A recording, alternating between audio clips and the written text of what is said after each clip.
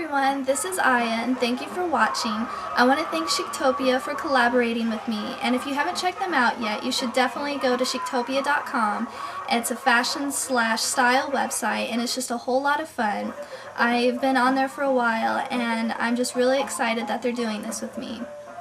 And today I'm going to be showing you how to make a tiara-esque headband. This is a version in black that I've made. And as you can see, it's a little bit Lolita, a little bit Victorian, and it's just a lot of fun to make and even more fun to wear. So let's go through the things that you'll need. First, you'll need a basic headband. And as you can see, this is a rather wide headband. I really suggest that because it's easier to add flowers and lace and such. About a yard of material, and I just have some scrap material here that I had left over. You're going to need some tulle. You really don't need a lot. I suggest getting about a yard to a yard and a half. Some flowers. I got these out of a craft section at Michael's, and what you're going to be doing is just pulling them off their stems, so that'll create an excellent touch. Some scissors. Some sort of beads or rhinestones for details, and a little bit of glimmer. You can sew if you'd like, but I find it a lot easier to use a glue gun.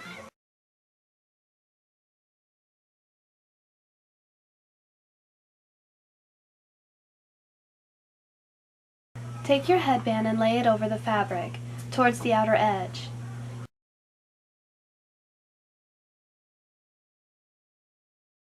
Your goal is to mold the fabric around the headband, leaving some extra fabric at the ends. With the edges folded over, just start gluing the fabric against the underside of the headband and glue from end to end.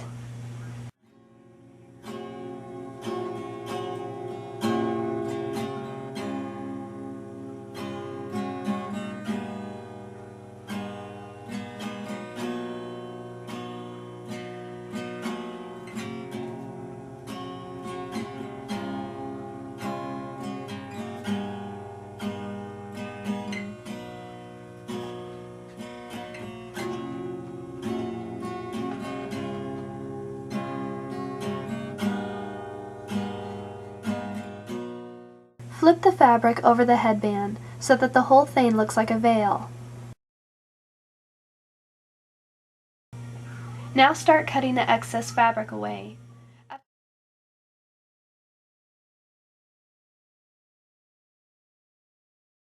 After cutting away the bulk, I like to pull the fabric through the headband and cut the remaining amount, leaving about 2 inches.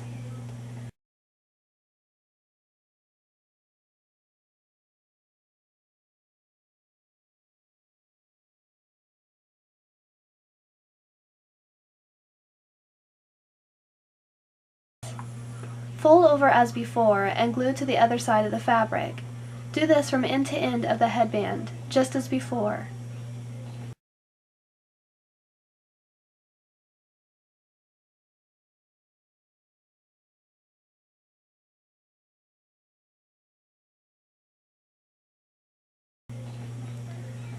Trim the ends so there's only about a ½ inch left at each end of the headband. Then fold the ends over and glue down.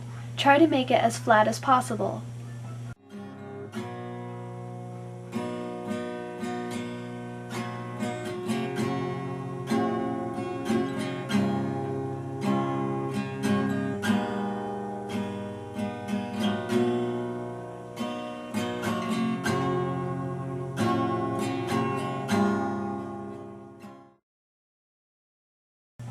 Here's the finished headband without any pretty details. Start the tulle process by laying the tulle neatly over the headband. As you glue it to the headband, gather it or pleat it as you go.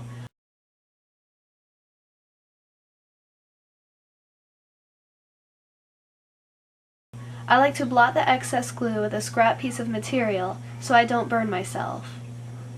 Do this across the whole headband and don't worry about it being perfect.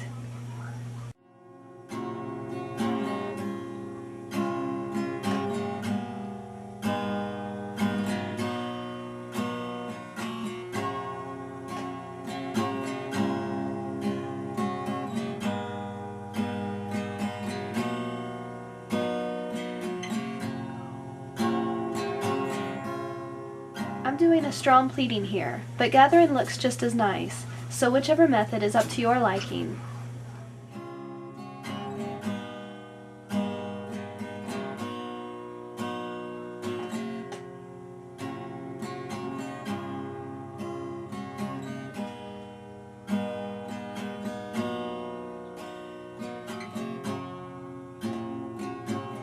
As you can see now, the tulle sprays out from the headband, and that's the goal.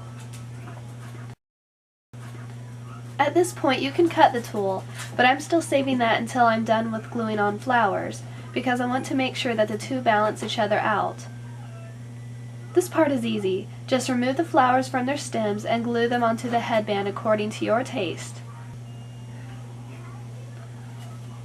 Drop a bit of glue down before and after you add the flowers for strong hold.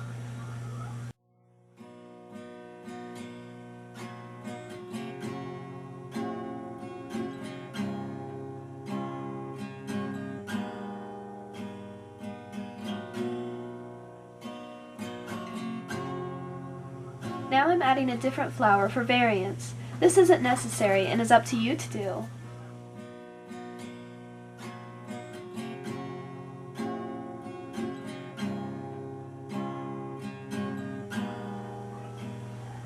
Begin cutting the tulle. I like to cut off the majority and then go in by cutting little by little and get the desired effect. I also like to cut into the tulle in a leaf-like manner to add to that spray out effect I spoke of before. At the headband's ends, make the tulle quite short. This is for aesthetic purposes as well as practical, so it doesn't poke your ears.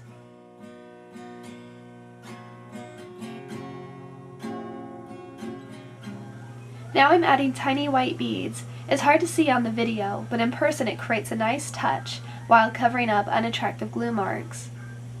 I like to put them within the flowers and all over the headband in small groupings.